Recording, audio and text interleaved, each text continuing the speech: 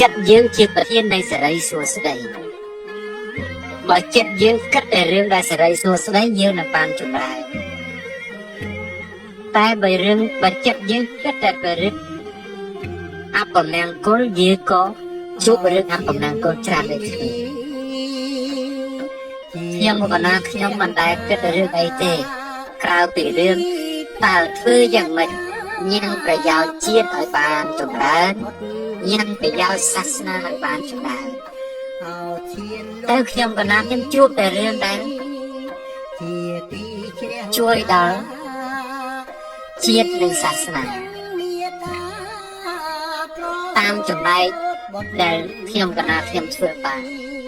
មិនបាច់តែធ្វើជាអ្នកនយោបាយមិនបាច់តែធ្វើ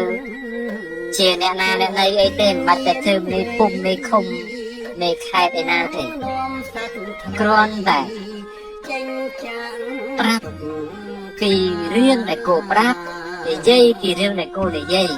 ធ្វើនៅរឿងដែលគួរធ្វើទៅប្រយោជន៍នោះនឹងកើតដល់ប្រយោជន៍ជាសាធារណៈវិចារតែបើយើងប្រើតែខួរក្បាលគិតថាថ្ងៃនេះគេជេរថ្ងៃនោះគេបតិចថ្ងៃនោះគេផ្ដាសាយើងអត់ធ្វើឲ្យបានទេជីវិតជួបតែរឿងសុខប្រមុខទៅណាមិនរួចទេដើរមិនឆ្ងាយអត់មិនបានវែងទេចឹងសូមឲ្យលោកទាំងឡាយគិតគូរកន្លែងនេះមិនមែនទេជាចុងក្រោយខ្ញុំបណ្ដាខ្ញុំសូមឲ្យលោកទាំងឡាយរស់នៅដោយស្រឡាញ់ខ្លួនឯង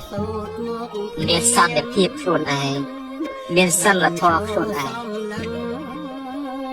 ជាមួយនឹងគ្រួសារខ្លួនឯងជាមួយនឹងអ្នកជិតខាងខ្លួនឯងរហូតដល់ប្រទេសជាតិខ្លួនឯង